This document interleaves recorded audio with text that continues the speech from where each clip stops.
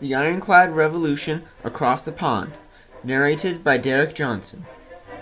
In 1854, the Crimean War, a war fought against Russian expansion by France, the UK, and Turkey, broke out. That war started with the Russian fleet annihilating the Turkish fleet at Sinope using shell guns, the most destructive type of ordnance in existence at the time. This sent shockwaves through the naval community, as it showed that in combat with shell gun-armed fleets, the current wooden fleets would be annihilated. In 1855, however, the French sent in a new type of warship to be used in the fight against the Russians.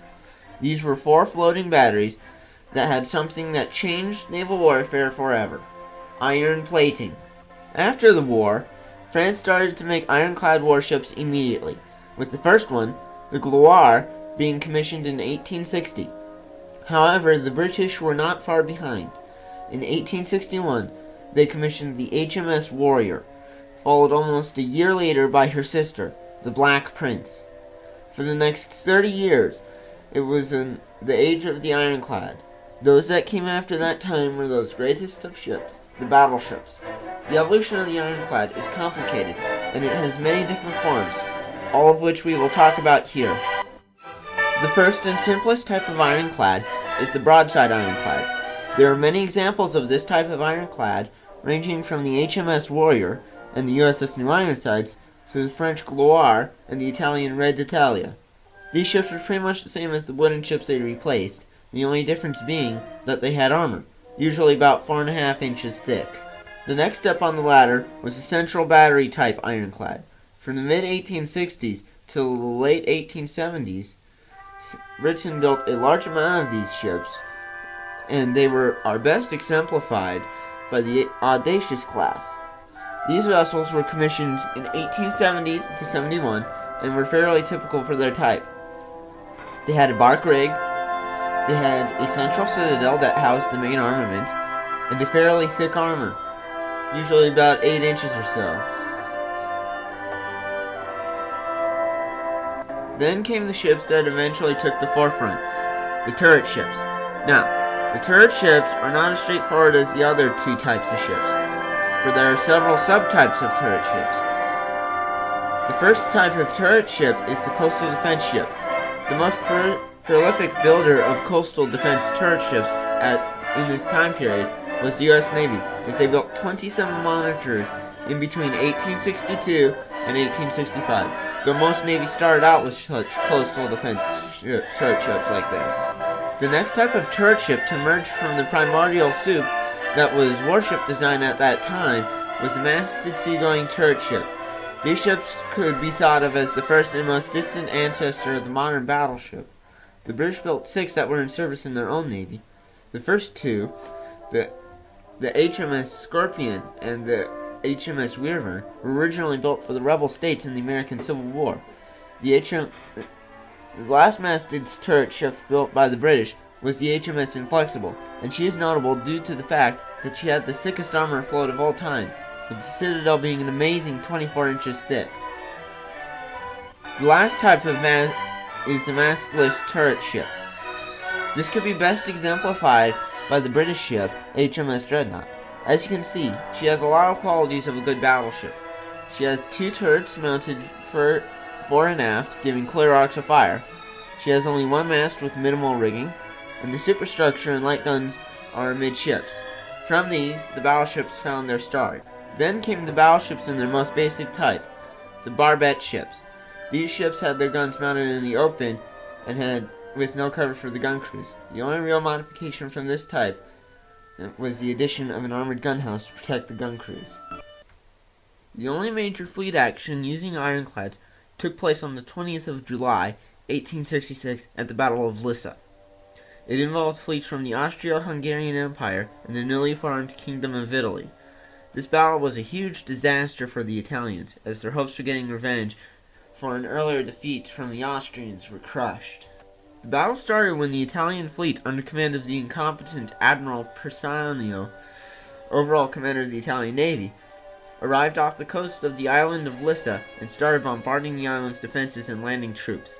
For 2 days, the island repelled all attacks, but on the 3rd day, the Austrian fleet under Rear Admiral Tigatov approached and engaged the Italians at 10:30 a.m. When Persano sailed to attack the island of Lissa, he did so reluctantly, as he wanted to wait for the turret ram Affordantor to arrive before making any move, despite the fact that he had 11 ironclads to the Austrian 7, and the quality of his ships were better. However, there was one important thing that set the Austrians above the Italians: training. While Persano waited in port for the all-important Affordantor, Tigatov had took his fleet out to sea and trained his men on how to use their ships, how to work and aim the guns, and what plans of attack would be used for certain situations.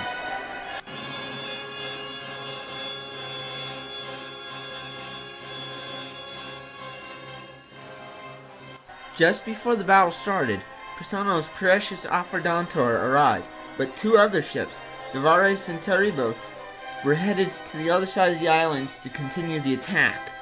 When the Austrians were sighted, the Varese and Terrible turned around and started heading back as quickly as possible. As it was, Tigatov formed his fleet into a series of wedges, with the 7 ironclads leading the way, with his flagship, the Ferdinand Maximilian, at the point of the wedge. One of the tactics that the Austrian fleet used was something called converging broadside, in which all the ship's guns were focused on one small area in order to get as much armor-piercing ability as possible. Persano, however, could not make up his mind on anything. At first he deployed his fleet in a line abreast. Then, as the Austrians started to get closer, he changed formation to a line ahead. Then, just minutes before the Austrians reached the Italian line, he changed his flagship from the broadside ironclad Re d'Italia to the Affordantor, causing a gap to form in the line, through which the Austrians sailed and attacked the Italians, causing a melee action. In addition to the Varese and Terrible, the Formidable had been put out of action while attacking one of the forts on the island, and so there were only 9 Italian ironclads at the start of the battle, and by the end of the battle, only the Varese had been able to get back and to join the fight. In contrast, Tigatov's fleet numbered 7 ironclads strong and 17 wooden vessels, ranging from the ship of the line Kaiser to frigates and gunboats. Thus, when Tigatov attacked, he attacked with the advantage of numbers, thanks to the fact that the Italian wooden ships stayed out of the fight under the pretense that their commander had not seen the order that called him to come and join the fight. The first major blow against the Italians came about 11:20, when the Re d'Italia was rammed and sunk by the Ferdinand Maximilian. Then, after the two fleets backed off from each other at about 12:30, the Palestro, which had been set on fire, blew up at 2:30, bringing the total number of ships lost up to 2 for the Italians. The Austrians, on the other hand, had lost none. The casualties also show this. The Austrians had lost 38 men dead and 138 men wounded. The Italians, including their losses on land, lost 620 men dead and 161 wounded. As a result of this battle, ramming was given an overly important place in naval warfare, and this is the reason that up until the 20th century, most, if not all, ships had rams on their bows, despite the fact that guns were becoming more powerful with longer ranges. In fact, the Battle of Lissa was the first major fleet action since the Battle of Trafalgar back in 1805, and the last one till the Russo-Japanese War of 1904-1905. Well, there you have it. A quick overview of what happened in the Ironclad Revolution on the other side of the pond. If you'd like to find out what happened on our side, look around online, or come on over to the Mariners Museum and see our new expansion, the USS Monitor Center. If you want to learn more about us, check us out at www.marinersmuseum.org.